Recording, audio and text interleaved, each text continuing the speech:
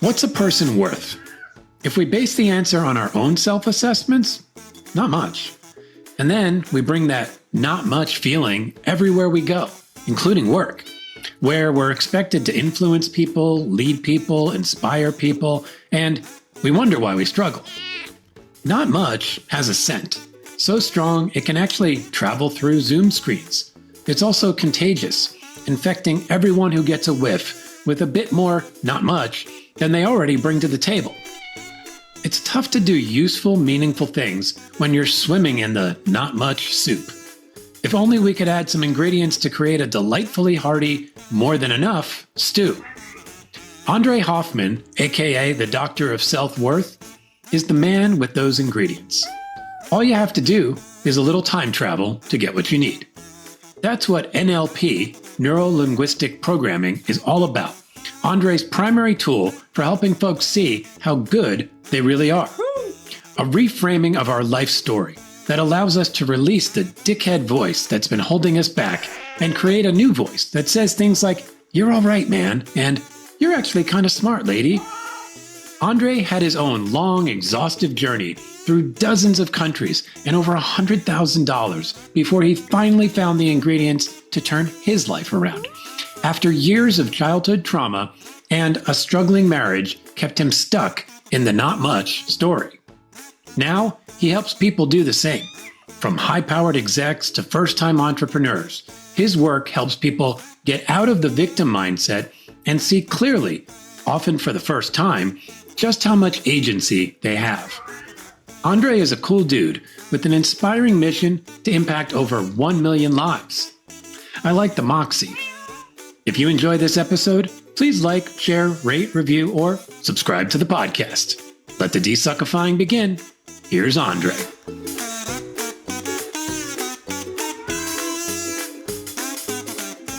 Okay, Endre Hoffman, welcome to the Desuckify Work podcast.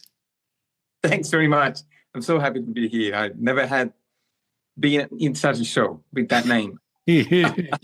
Well, I appreciate that, and I'm looking forward to the conversation. So before we dive in, I just want to give the audience a chance to get to know you. So who are you? What do you do for work? And how'd you come to be doing it?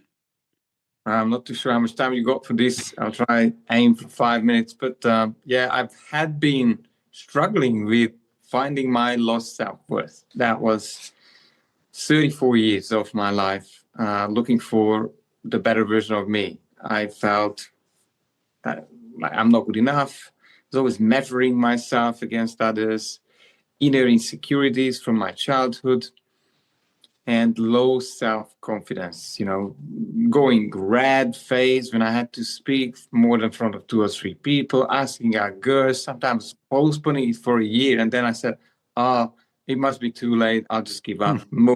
Wow. And somehow I was able to coast through school, not presenting in front of anyone, because then I called in sick. So I had safety poles and I was not showing up. And basically, I knew I had some issues with my dad. He was not, let's say, the most powerful, empowering parent. He was highly critical, angry, sometimes aggressive, a little bit of drinking here and there, noisy. And then I took this journey to find what's wrong with me. Like the question was wrong in the first place. And things were wrong with me, of course. But I traveled 70 countries and 5 continents to look for gurus and personal development events, and spent over $100,000 on all the big names probably you're familiar with, Anthony Robbins events and John D. Martini, T. Harv Eker, Brian Tracy. These are wonderful, wonderful courses, yet they didn't help me at that stage. So I think I needed a new experience of myself. So I always seem to have picked the wrong thing to move on. Okay. I was a schoolbook example of unconscious or subconscious self-sabotage, not hitting it on the nail. And in a nutshell, basically, at age 42, 7 years ago, when I already had a family and 2 kids living in Australia and Sydney, Yeah, our life has collapsed because my wife one morning she just said, "Is it time for us to divorce? You're working 60 hours a week. You're never here. You work a side hustle when you come home. You don't even know who we are, where we are. You're disconnected from your children. You're disconnected." I thought, well, I've done the whole circle like my dad. And all the time I was running away from him to do the opposite. Wow. And then I made this final decision. I don't know how I had the balls to even, I asked for 48 hours, so I didn't have to answer this question, whether it's time for us to divorce or not. And I somehow had the balls to say, look, I know I wasted a lot of time. I know you don't believe me and the kids don't believe me anymore that change is possible for me. Yeah. But I'm going to stop. I'm happy to be the lone father and live separately if it comes to that. But I will keep going because I believe there's a better version of me. I'll try and find it. If not, then I drop that and probably I will have my tomb inscribed. He's tried until the last moment and then kaput. So that's pretty much my goal plan to do this self-development, all kinds of things that I've done, and the meditations, the past life regression, hypnosis, and affirmations. And it was really hopeless. I didn't know what the right tool was. And eventually, mindset coach to get to the point. And within 6 to 12 months, it was one-on-one work and a little bit of group work. I found the authentic version of me. And when I realized that, so this can be done so rapidly and in such a short time, probably there are a few people out there who are walking the same dead-end roads like myself. And as soon as I have transformed myself, this doctor of self-worth brand came out of one of my first clients started to call me the doctor because of my fairly rapid interventions around mindset blocks and limiting ideas and negative emotions. So that's the short version. Yeah. Well, I mean, your story is, I think, fascinating, and we can dive into some of it more deeply. But the program you went through, this mindset coaching that had this impact on you, what are some of the specific things that took place in that program to get you to finally see yourself and be yourself? Oh, such a great question. What I do today, which is obviously the same, is looking for the root, really getting to the core of. I believe that every person, or most of them, had a better version of themselves when they were younger. For example, children or very early times. Yeah. And my work is around restoring that playful self when they didn't have those traumatic events. And I've heard, you can imagine all types, the abuse and deprecation and harassment and sexual assault. There are all kinds of things that people unfortunately go through. I believe bit by bit, they lose themselves. Yeah. Because they tell themselves a story, which then this stupid subconscious mind, I hate to say this word, but it takes everything so personally. Yeah. And we don't have proper filters of wisdom when we were young. And then at the end, we point the finger against ourselves. And always some story comes up with how we are limited and what's wrong with us. Somehow, this mind is not able to empower most people when it's needed the most. And I do understand the reason why, going back to evolution, this mind wants you to survive. Yeah. And the idea is that whatever is going on in your environment, you want to get fed, clothed, and feeling safe. And imagine if there is a wounded person around you, you had to crawl or beg for food, then you will do that. But then this mind would not drop that strategy. So yes, it's almost like a computer that does not want upgrades. Yeah. And people are still stuck in the same type of mindset, reapplying those old formulas and hoping for new results. And obviously, as time goes by and environment changes, it's like a dinosaur. Yeah. Someone needs to keep almost reset it. It's almost like a reset button. Yeah. And how does that happen? I mean, you mentioned this idea we carry these stories. So I'm curious for you, what was your story that you were hanging on to? And then how did you rewrite it? Meaning, what tools helped you rewrite it? And also where did your story net out? What is your story now? Absolutely. So the tool that was used on me that I use mostly is NLP, which I believe is one of the fastest way to create change, human emotions and thinking. So it's a wonderful tool, and I use some emotional healing techniques as well. Okay. But how this happens is I believe we need to find a new story about the past. We really have to change what we were telling ourselves to. But to do that, we literally need to take a little bit of time travel. We visit places where my story was around my dad didn't love me, but I didn't know that. Like all I knew that I felt ignored or criticized all the time. I found out later he didn't even love himself. He didn't even know what love is. And with all those experiences in between us, at one point, because how would a son look at dad is God in himself. Yeah.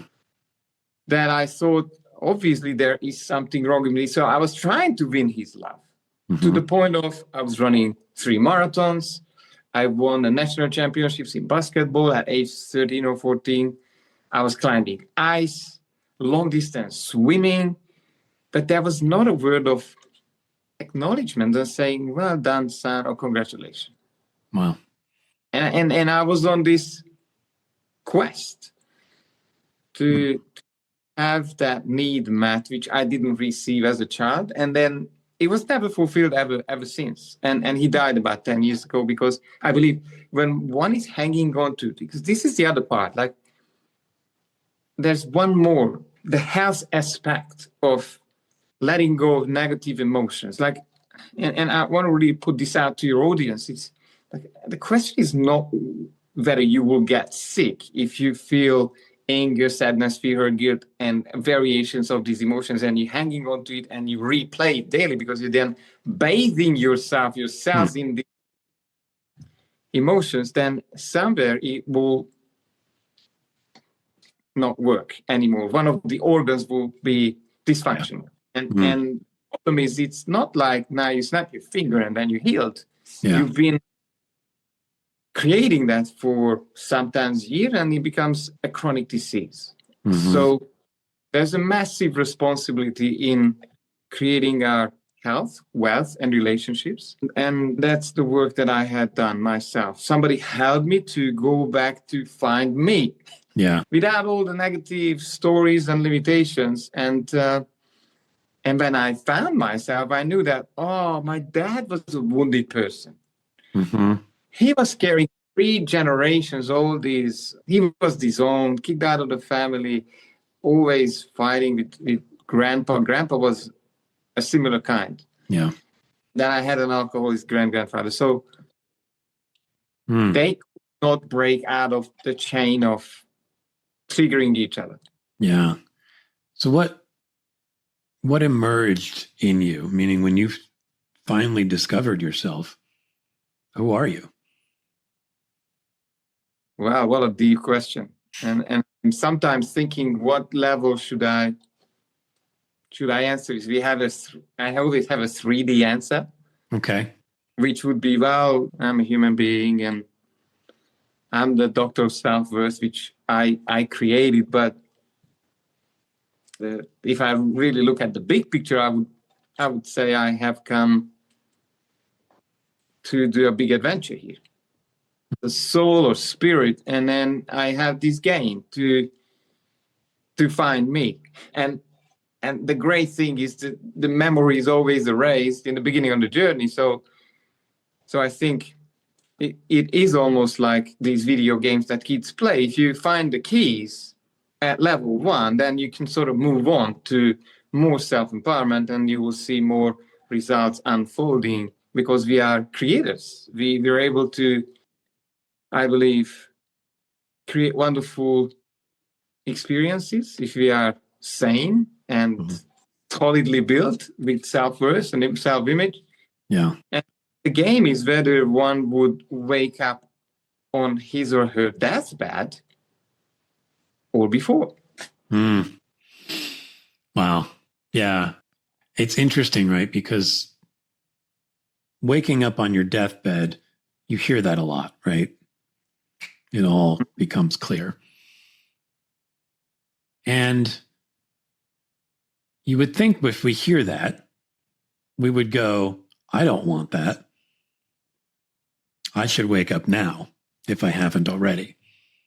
But we often don't. So what tends to bring somebody to your door or your virtual door saying, I want to find myself? What triggers that for most people?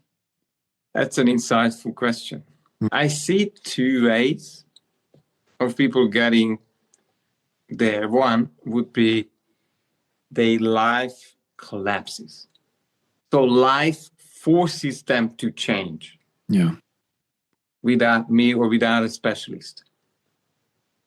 Like an example would be the near-death type of experiences, when you have some enlightenment going on its fast, realizing that, I've been living a lie. The other way I find happening is this is when I get the call, when areas of life start to just crumble and collapse. When, there's a financial breakdown, relationships start to just repeat themselves. The names are different, but they are having a very similar experience. Marriages fail one after another. And at times it's health. Yeah. I think that's the last stage, and sometimes all 3. Yeah. And that was me. Like, I had a job at the time I didn't tell you about before, but I was driving trucks to make more money. I fell asleep that week twice. I woke up in the emergency lane with a 65-ton truck. So, yeah, it was a few near-miss accidents. On that week, my 2 sons, one was, I think, 4, the other one was a 6-year-old. I had a little time for them telling bedtime stories, and I always allowed them to slap me in the face if I was falling asleep, because I was obviously self-deprived. Yeah. And again that week, twice, it has become a slapping competition. Wow. Because it was kind of fun for them. Sure. I've been crumpled on the floor, fell asleep. My wife finished the bedtime story, and sometimes without having a shower or cleaning herself, I went back to work the next day. So not a life that one would want to have. And the problem was, I was telling myself, and this is the tricky one, I'm having this side hustle to break out of the job. Yeah. And I'm completely failing. Not making. And then I worked my 12 hours, and I said, it will get better. I have to do harder. And I had this, not good enough. I don't deserve it. It was echoing my dad's voices. Yeah. And then I was playing this out in my side hustle, of course. So how does this show up for you now? Meaning, if you're working on something, I mean, I imagine it's not some perfect world where you're not struggling. Like, there's still struggles that happen. What is the soundtrack that's playing now when you struggle? What is your inner voice telling you? Probably it's replaced by I'm safe. It's okay. We are in this together. Yeah. My energy and emotions opens up the path. Opportunities are around, and they find me. I always find a solution. Yeah. Being honest, I did put plenty of that in here. Yeah. And probably I want to share with your audience that everything that you listen to or even just hear while you're present, other people watching television, and they all have an effect on your mind. The mind that you want to use to create results with. So keep that mind very, very tidy. Because there is an agenda on this planet, and it's not about setting you free. Probably your boss has a plan for you. The media, they are wonderful. They're doing an amazing job at spreading fear, anxiety, and scarcity. Yeah. You buy into that, that will be your reality. How do we find a way through that? Because all of that stuff is ever present. Our boss is ever present. The media, you can shut it off to a degree, but it finds its way towards you if you exist in the world even a bit. So how do you live with it, but not absorb it? I believe it's stepping away from reacting. So not have your remote control in anyone's hands. To really center yourself in a way where, yes, always you will be challenged in some way. The usual things keep happening. But yeah, I believe if you can, demonstration tool, if you put on your happy, or let's say more optimistic filters, you start to filter out another reality with your five senses. I'm talking about, obviously, this is a visual. Sure. But what if you had a chance to find moments of joy, even in a workplace where there is a negative story, or maybe there is just one or two person who could have a wonderful chat with that's empowering. And obviously, if there is no resonance, you feel terrible and you cannot spread goodness, then ask the big question: how long did you want to expose yourself? Because it's struggle and they will pull you down, or it will take you immense amount of energy to stay solidly peaceful and happy when you keep going back to this environment where the norm is anger or fear and whatever else, blaming others. Like, there is a variety these days at workplaces. So I think when you're able to solidly set yourself up of, okay, this is who I am, and this is coming back to values, and this is what I truly value in my life, this is important for me, then, after attempting a few months, you will see that probably this is a dead-end road. And I shouldn't try to fix this workplace. It's not my business. I'm not. So I will do my best to exert some kind of influence, but I won't waste my years and energy and focus here and move on because the law of resonance will open doors. That's a really interesting perspective. I mean, you use the word exposed, which I liked. How long will you expose yourself to this? And that's just an interesting way of framing what it feels like to be in an environment that is opposing us, as you described it, opposing our values, opposing who we are trying to be. So I think that's really valuable to exert what you can, see if you can influence, see if you can find a way through that So you're giving it a chance, and you're giving yourself a chance to impact the situation in the ways that you can, but also recognizing the limitations of I'm one person in an organization of how many, and I'm not the leader of it, therefore. So I think that's really interesting advice. I want to flip it to the side of what if I am that person? If I'm the CEO or the president or the founder, or at least in the executive team, and I notice either I'm not happy, or I notice my team's not happy, or I notice something's off. Do you work with folks in that situation, and how do you help them not only see what they need for themselves, but also how they can then influence the organization? Yes, there's a saying here in Europe. I don't know if you have it over there. That how to say?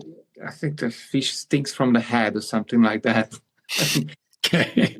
And I have to say, yes, CEOs and leaders are usually creating a culture which mostly are just reflecting their patterns. Yeah. I did work with a few organizations, and I found out some of them brought up monsters. They did not want to confront, and they did not create accountability, and then they had these small kingdoms within the organization. And of course, the organization goals were, well beside. They just were doing what they wanted. Mm-hmm. And that happens. And obviously there is a mindset piece, and recognizing that, yes, I've been avoiding those conversations for 30 years since my childhood, because that's what I've seen from that or something has happened. Mm-hmm. Like that awareness. And sometimes I have to add that bit of extra layer to that, to have a strategy to really conduct a conversation, to create change and deliver that message without hurting anyone's feelings. Yeah. Well, when these two things are in place, mindset, strategy, people are unstoppable. All they need to do is just showing up, wanting change. Okay. Because I cannot want it for them. I need their unconscious mind to be on board with what we are doing. Yeah. How do you know that somebody wants it? Because we can say we want it, but we may not. So how do you notice that? Oh, I'm very, very tricky. I like it. I give away a free 45-minute conversation. Why? Because I want to make sure I can help. It's in the best interest of each and everyone who gets in contact with me. Yeah.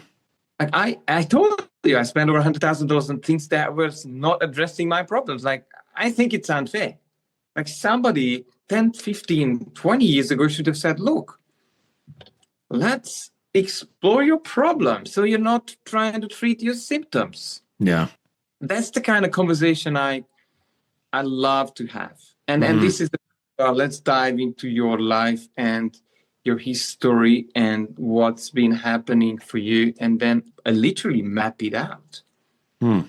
What beliefs they've had been hanging on to create the problems that they have. Yeah. But then I think it's a life-changing experience in itself for a lot of people. I'd imagine. Yeah. But secondly, I think that's even more important, is to really ask the big question. Like, how important is this for you to shift this, change this? Mm-hmm. Do you want this? Yeah. Commit it.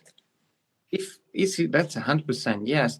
It's just, we do meet every week or 2 weeks, and some of them in my groups. Mm-hmm. And they just start their journey from their old self to the one we have set up as the destination. Because I think that's sometimes missing too. Modern psychology, and I'm trying to be very nice here, is so much focused on problems, trauma, when there is all the attention is on past and problems and analyzing that. Then then they keep going backward and they recreate. Mm-hmm. Yeah. How do we know where we want to go if we're carrying all this stuff?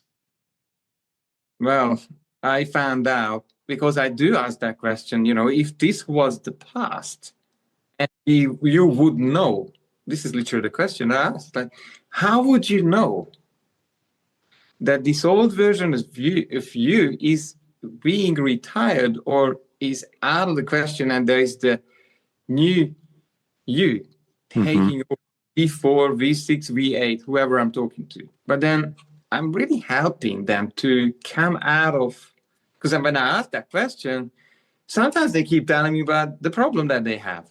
So then I said, take a deep breath in. I understand you've been dealing with the problem, we're focusing on the problem, but now we want to have the problem and the destination. Yeah. And if you're able to create that, then you have a chance finally to make that shift, because I believe when one can't even grab the concept of what they want, obviously they are so deep in the problem that they are just keep recreating and circling themselves in the problem. Yeah. I would imagine it could be tricky because I'm in the problem. And even if I can envision a new destination, is that desire for that new destination so attached to who I've been that I'm not actually able to see where I could be going?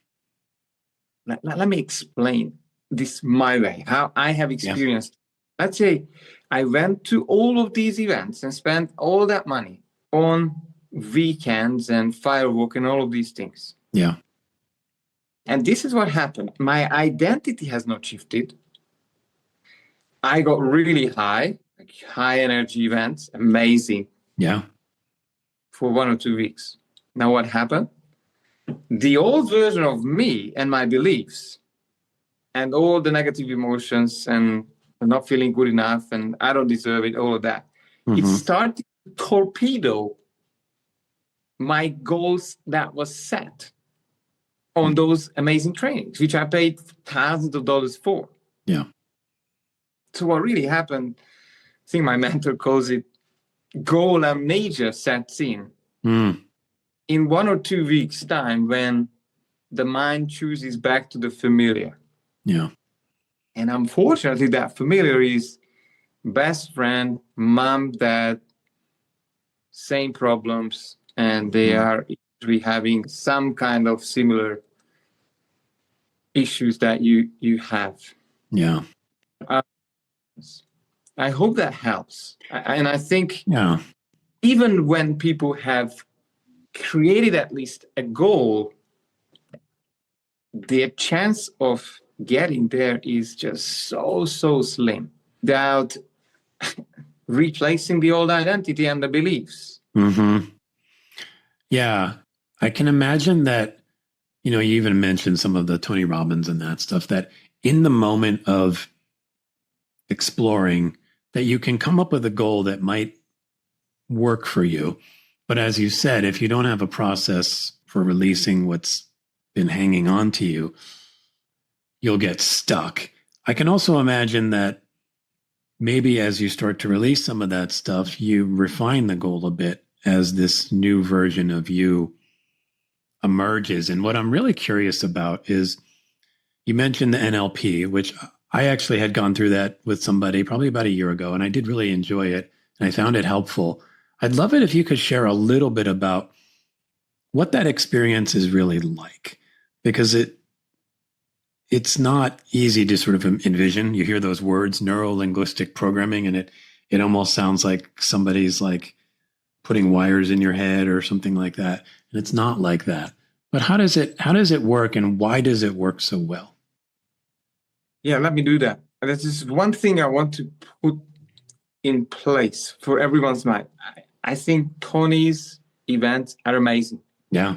And all the others. And I think it does work for a specific audience who is just arriving at the right time and they get their breakthrough. So I think they are still quality events. And I want to give you one more theory, and I'll get to that. Like I have this belief that, let's say, from 0 to 100, there's a new metric. It's called the self-empowerment optimism metric for each of the minds I'm dealing with. Okay. But when I see that somebody is, let's say, below 30%, like there's so much self-sabotage running, they talk themselves out of the best choices and options and do things different, then these expensive or cheap, or I've read 300 personal development books, they have no chance. Yeah. Because they read and participate on those events with the old beliefs. Yeah. And obviously, they will do whatever is comfortable to do now, which is tied to the old identity. But comfortable will not change their lives. My job is to really get them over 30 and 40 and at least 51%. Because at 51%, there is, I would say that there is a bit more positive and more optimism and more, I'm not taking this personally and I'm not processing rejection of that, and then it will start to take off. But somewhere between 30 and 50%, personal development starts to function and work. Obviously, I sort of accelerate them through this as fast as I can, leaping years of what I was doing. But the question that you asked me is almost coming from conditioning. Conditioning began to do with the past. Like if we have this mind that wants to keep us safe and have us loved and accepted by the tribe, society, or best friends, and we have built certain ways to show up in the world. And there's a wonderful example. It's actually a terrible example. What I've seen the Australian government has done. In southern Melbourne, they moved these people from, I think, from Zimbabwe or the Middle African Republic. Okay. And they're telling them, hey, now you are in a new country, it's safe, and you can just live your happy lives. And guess what happened? These people came from a war zone. So in no time, they ganged up. They got their hands on weapons. And they started to kill each other. That's what they've been conditioned to do. Yeah. And I think that's the time when somebody has to get into their mind. I'm saying psychological help, call it anything you want, NLP. And in their mind, that's the norm. Yeah. The norm could be, oh, I'm rejected, or I'm not good enough. I'm unlucky, I'm unworthy, all of that. And now there comes someone, a guide like me, who says, well, I understand you. The way you've been thinking and creating results is you have this motorway with 5 lanes. Now here I am, and I'll show you another path in your mind, but we will need to take the machete. And we will go through the jungle and cut new psychological pathways and how you think to be able to create that a road, which will be very uncomfortable, to start to function, think, and feel a new way. And the opportunity has been there for a long time. Yeah. But probably another better analogy is that I think a lot of people are coming through their lives. And if life is a mansion with 100 wonderful rooms, then most people get stuck in the first 1 or 2 rooms. And they don't explore enough, or they actually give up looking for the painted over doors. Yeah. Because sometimes I ask people, I'm sorry, let me just share this, that when people say, oh, change is impossible for me, and I ask them, how many things have you tried? Right. And then they start to list it, and at 5 or 6 or 7 or 8, we're done. Yeah. Mm. What do you say?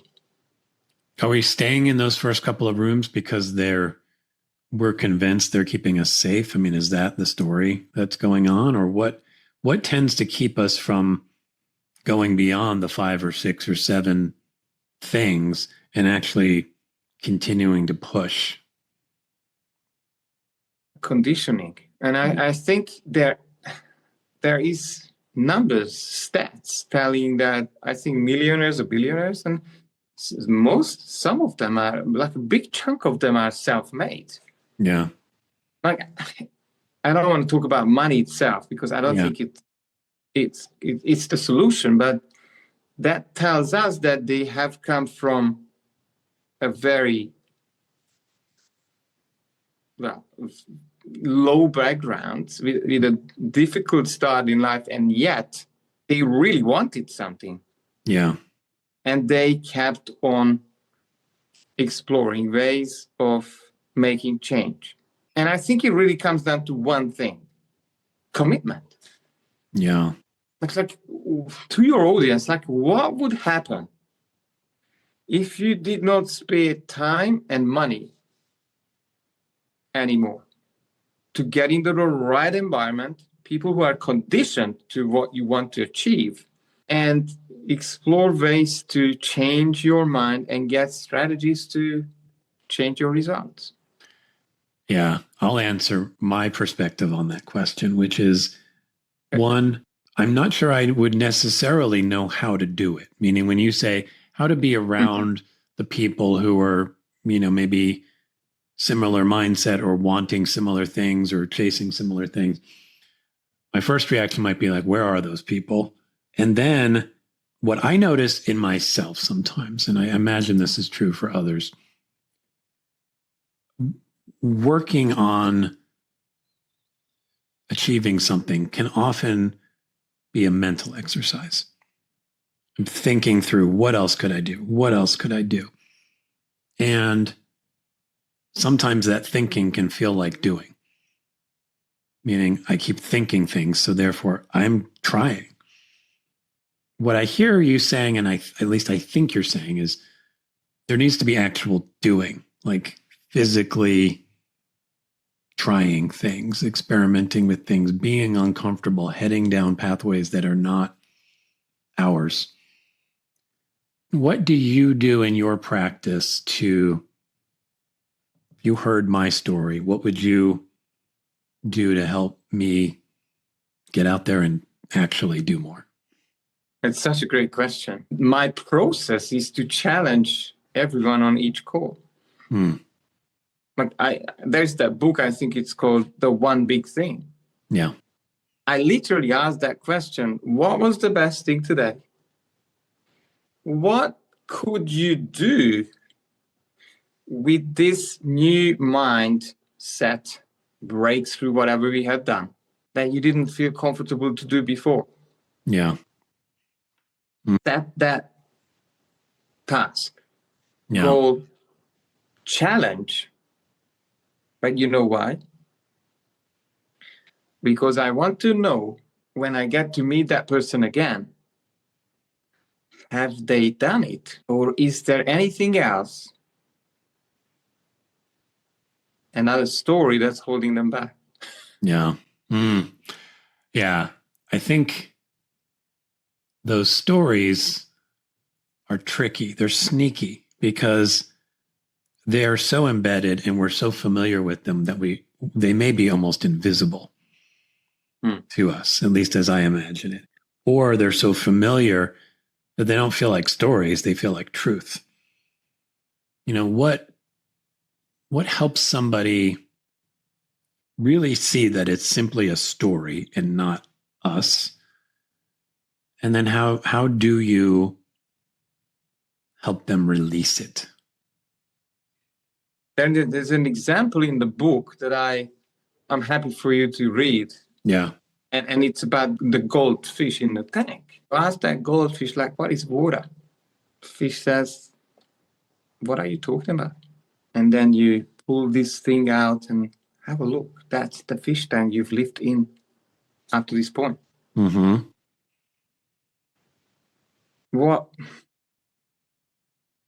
I think I've traveled too far in my mind with this goldfish, but what was the question again? Sorry. How do we, your analogy with the goldfish, I think answers part of it, which is how do we see that it's a story? And at least in that metaphor, somehow we have to get outside of ourselves. I mean, how do I actually zoom out in the same way the fish is pulled from the tank to see that what I've been living in is a story? And then once I see that, how do I say, I want a new story, and then actually create that new story? I think it's a very solid and doubting Thomas in our head. I call healthy doubt. But if I come from another angle, I would say, what if? What if your life and results in every area of life have been created by who you think yourself to be, your identity, your self-image, self-worth, these three, and the beliefs you've been hanging on to? Because if that's the case, then you have a chance to shift things fairly fast. So then you are finally trying to treat the symptoms, getting that new strategy. That I don't know how many programs some business owners are buying, but they are believing they don't deserve success. And they're wasting their time, and implementation is sabotaged every moment of the day. Yeah. Because they don't want to succeed, because then they would feel, I don't know, rich, or they had to tax too much, or their friends wouldn't like them. There's so many things behind it. But I think that one idea that somehow I've created these results, somehow I'm responsible, I don't know how, but I need to find someone who can connect the dots for me. Yeah. I tend to be that person. Yeah. On these three.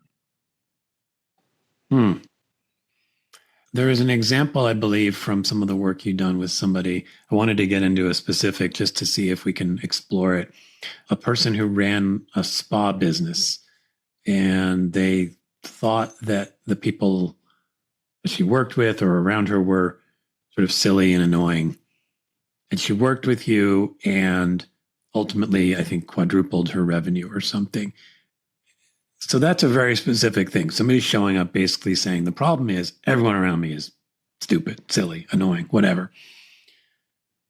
How did you help her see that story for what it was? And then what shifted for her that she then was working on a whole different level?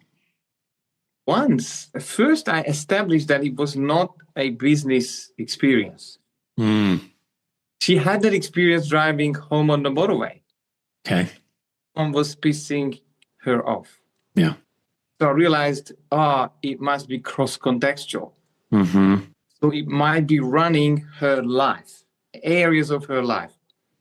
Now I knew because we are conditioned that this could have been picked up. And what we found out, that these silly people, annoying people, have been around in her life for a long time. And we tracked back to mom. Mom was highly critical. Mom was very judgmental. Yeah.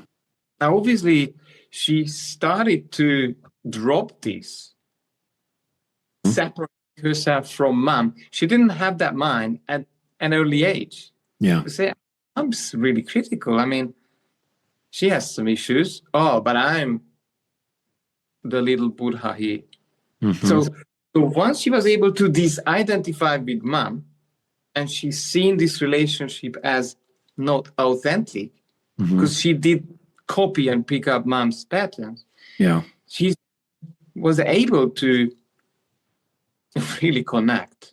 Yeah. Because obviously you cannot sell properly when you are judging and criticizing someone else, even if you don't say it. Yeah. But she was obviously swallowing her frustration and anger. Now, we release anger. Now, the wall between herself and the client started to, evaporate. Like they started to, in a way, like never before. I was able to do more things around how to make someone feel safe and connect them deeply. And I rapport or subconscious trust, deep trust. Now, from that point, I think it's the baseline for every relationship you want to have to look for help, to start a partnership, start a romantic relationship is the baseline. And from there, it was this new connection with these new clients. They started to refer more clients. Yeah.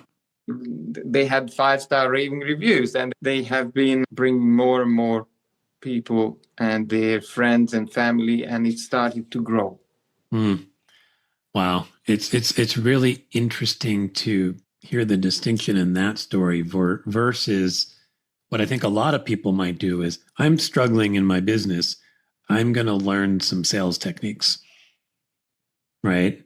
And sure, maybe that would help once in a while, but it's not solving what's showing up right here from people interacting with her, or in my case, if I'm doing something similar, like people are experiencing me in a way that I might not even be aware of. So I can try techniques and tactics all day, and it's not really going to change how people are hearing me or seeing me or knowing me, which is, I think, ultimately what you're trying to do. You want people to really know you and trust you. So yeah, I see the benefit there. And I want to extrapolate that a little bit, because I think you mentioned something like you want to help 1 million people or impact 1 million people's lives with the work you do. And parallel to that, you've also described the lack of self-worth that many of us carry as kind of a pandemic. I think it is. Yeah. Because one of the other ones are there labeled as pandemic. I do believe that probably 70 or 80% of the population have on planet Earth would have some kind of I'm not good enough, I don't deserve it type of beliefs. Yeah. And don't blame them. Yeah. Because shit happens to people who were children, and there have been drinking and drunk parents and people around us. And it's not what happened. It's how each and everyone has processed, internalized. But it's very interesting. It's just referring back to that example. It was interesting. So Katalin, this client, has started to take off in her business. But then another layer, and I think this is a big learning as well, that she was stuck again in 6 months' time. She said, if I need to grow, now I need to have qualified people that I can trust. So there was another roadblock in front of her. She says, I'm connecting, I can do this. But now the next issue is I can't trust them, and they are unreliable and unqualified, and they're hopeless. So she has played out, obviously. Remember, beliefs are reflected. She's been hiring constantly people who had more results, had to work with, they didn't show up, and all this misery. So we needed another mindset breakthrough there to shift that there are people who are quality and reliable. To allow, it's almost like we know there are, because if there is a few of them, chances that are you in resonance with your beliefs to attract them. But if you don't, it's somehow reflected back to you. Yeah. So what changes if we can get 1 million or more people to really recognize their self-worth. It has a ripple effect. That's what excites me the most. Yeah. That it's never that one person. And probably your transformation as well, TJ, must have impacted a lot of people around you. Like when it's a mom, I'm excited. Yeah.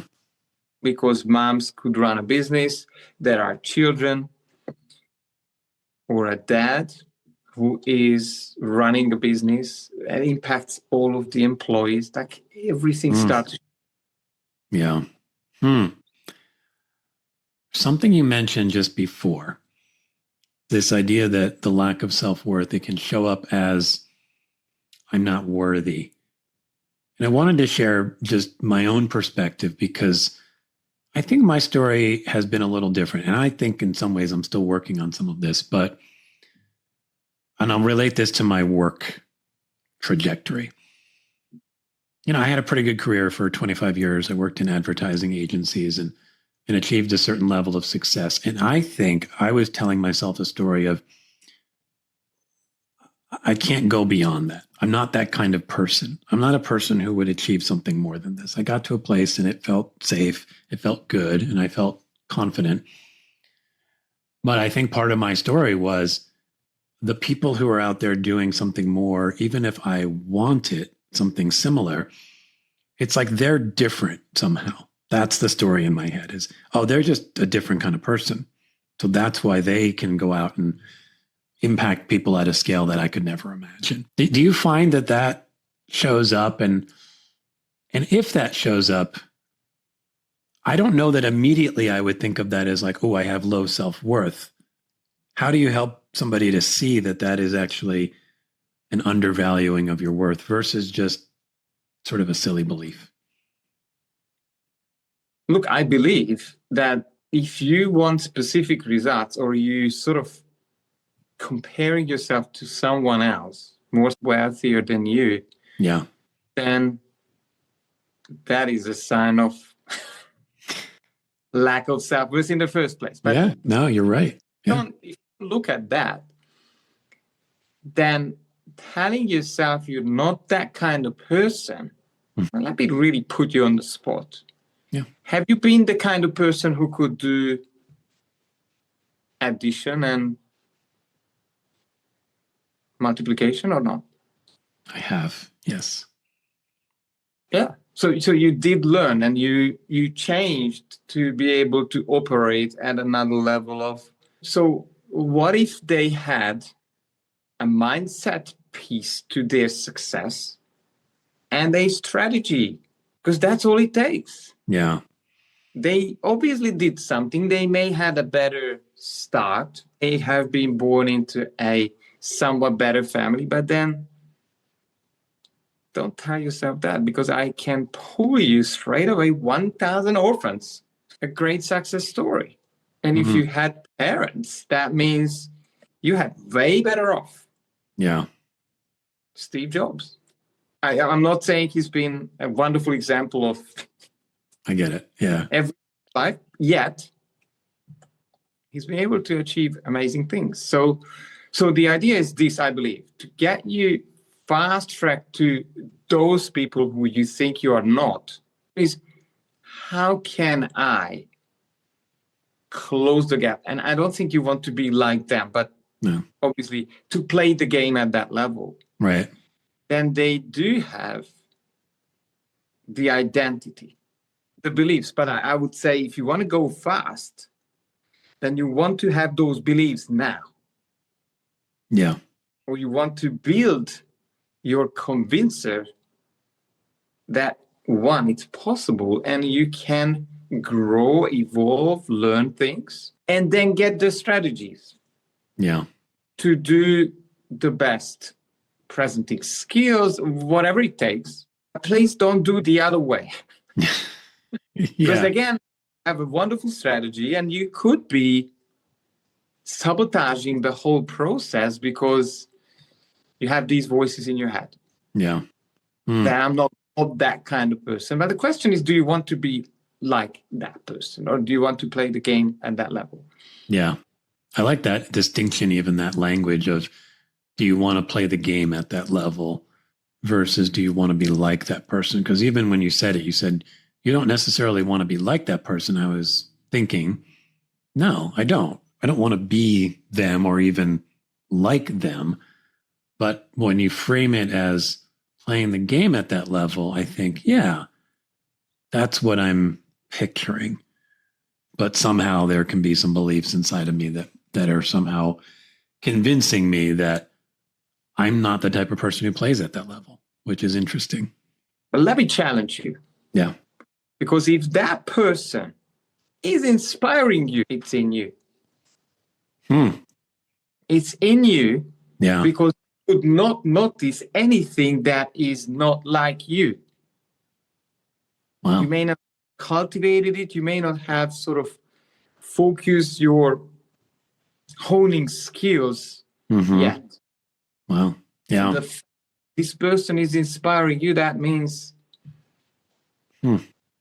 that's powerful. That's awesome. Yeah. Well, on that note, I want to try to start wrapping us up. I know we've been going for a while, and you actually did ask a question of the audience before, so that may have been it. But I just want to give you a chance. If there's any other question you'd want to ask our audience, I always ask our guests if they want to pose something to the audience. Yeah, the unorthodox question comes up. Really triggering one. I never asked this from any audience, but it's like, how long will you postpone having that conversation where you can finally get to the root of your challenges and the problem that you have created? Have it this year, 5 years' time? Yeah. Or you are ignoring it very wisely and stuck yourself in it? Yeah. Yeah, that comes back to the deathbed thing, right? Wake up last day and go, why didn't I? Well, I'll put that out there to folks and see if anyone wants to answer. It's a heavy question, but I think it's a great question. So yeah, I like it. Question I also like to ask. We talked a bit about people who are at work or leading companies or in between. So this world of work, it's obviously greatly impacted by some of what we've talked about, our self-esteem, our self-worth. So if you could wave a magic wand and de-suckify the world of work, what does that world look like? In my mind, it's a world where we already have the technology to mostly replace a lot of roles by probably robots, if we really wanted to, if we did not invest into playing wars and weapons and all of that. And then each and everyone could do what they love and get paid for it. That's the interesting part, right? How if we give all of the sort of work that maybe we don't love to robots and machines, how do we get paid for the whatever it is that emerges? Well, I don't think I have a theory I don't think we are too far away from replacing most of the things that we don't want to do as human beings. Yeah. Yet, I think there is an agenda. Okay. To keep people in their victimhood. So they don't feel free. They don't want to comply. That's a problem if they start not to comply with the suggestions that comes from then whoever is governing states and countries are not able to push the buttons on people onto what to do. Yeah, I mean, that's an interesting concept, meaning there certainly is, I can imagine, I want to kind of flip it so that if I was one of those people leading a country or a big organization, that in many ways, this is rooted back to some of what you're talking about, meaning as a single human being, I may be feeling safe in a world where I feel like I have a certain amount of control over outcomes and how people behave or how citizens should act or whatever. And the fear would be if I release that control that I feel like I have, at least I wouldn't be safe. And on some level, there's maybe a story that none of us would be safe, that everything would break down and it would be sort of this chaotic anarchy kind of a thing. And so I don't know that there's a answer to that, but I wonder if in fact that's contributing in some way to how we're able to show up, that some of the work you're doing should actually be with some of those folks. And I know I'm not pretending like you can just raise your hand and say, hey, Chancellor, or hey, President, come work with me. But there's something really interesting that happens in my mind when I shift it from the group of sort of them to each person within that group, and realize that each person within that group is probably dealing with some kind of trauma, some kind of impact from their own upbringing, some kind of belief system that is encouraging them to behave a certain way. And that if you can release those people from that, what might shift? What do you think of that? I love that thought, and I would love to be part of that revolution. Yeah. What I believe is still blocking that to happen is this the economy that we've built and the corporates who are just after profit. Yeah. I think the way it has been irresponsibly established, money, and that we have to consume and throw things out, always has to make enough. And there are shareholders behind, and then a lobby starts. And I don't want to go into big pharma. It's complicated. Yeah.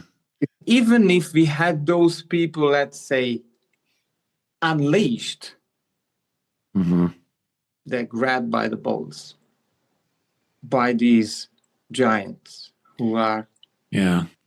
The question I would have is if you unleash enough, do you create that snowball kind of effect where if enough people get affected, does it have a group effect potentially? I'm not going to pretend this is easy. I'm not going to pretend it's even somewhat realistic, but that's where my brain goes. My brain goes to how could you impact enough people so that even the very idea of shifting the way we construct our world at least starts to feel like a real question as opposed to pie in the sky fantasy. I'm ready. I'm pumped. I would love to be part of that revolution. And I've been watching, and I've heard a lot of spiritual leaders saying, oh, this is all happening and the earth is now shifting. Yeah. I'm being honest. I see humanity almost like in a sandpit, not being able to grow into elementary school. We just create so much trouble, and we, from one to the next, pretty much operating from the last, just look back the last centuries, what we've been doing, killing each other and playing power games. That's a big game. And it hasn't changed much. Yeah. No. The tools change now. And I think, again, you're right. I think it could come from this common good. Hey, we're all in this together. It's a dirt ball. Yeah. There is enough, but we are divided. Yeah. No, I get it. Orders, and there's scarcity on one side, and there's more purchasing power on the other side. So, and you really want to be on the better side, to be honest. No, I get it. I born at the worst place. Yeah. No, I mean, those are real things. And All I would say is when I hear what you're putting into the world, I see something in it that not only can affect each of us in how we're relating to our relationships, to our work, to the struggles that show up for us, but I see potential that goes bigger than that. And that gets me kind of excited to think like it could start to create time. It might not happen in our lifetime, but it might start in our lifetime. And that's interesting to me. Yeah. I so agree. And I there's one hope in me. Yeah. And metaverse and whatever we upload. Yeah. Hopefully, if the internet survives, will be forever on the web. I realized was my son was sending messages to someone who died 2 years ago. Wow. He didn't know. Yeah. And no one closed that account. So the virtual reality, I have the feeling that perhaps by the time we need to depart, I understand that probably AI will be able to collect how you use the words, how you communicate it. They could sort of clone you into 1,000 virtual rooms to then have a sort of a breakthrough conversation with your digital identity. And I think that's amazing if that would happen. Yeah. Really interesting to think about and almost mind bending to think about, but really interesting. Yeah. I truly appreciate you. It was very encouraging to hear that from you, and that you see that sometimes I lose that vision. I appreciate that. And coming off of some of this deeper stuff, I want to go to something a little sillier. And that is, I use a lot of sound effects on this show. If you listen, you'll hear cats meowing and all kinds of other silliness. And I always invite our guests to contribute to the sound effect library. So do you have a sound effect that you would like to share with us? I have, but I'm changing my mind. I say, the doctor of self-worth in the house. Whoo! But I have this one too, and I hope it comes through. I appreciate the kind of energetic sound that you brought first. I like that. And the doctor of self-worth, I really love that name. And I really appreciate you coming on here and showing me some new ways of thinking about what's possible. That was really awesome. I really enjoyed it. You made me think, and I probably brought examples I haven't shared before. That's fun. Well done, teacher. Thank you. Last question would just be how can people find you online so they can learn more about what you're doing in the world? I do have some free resources on doctorofselfworth.com, DOCTOR of selfworth.com. There's a free resources tab. You can jump on a call with me. And there's a free newsletter where I always want to raise the level of self-worth in the world. So get on. Awesome.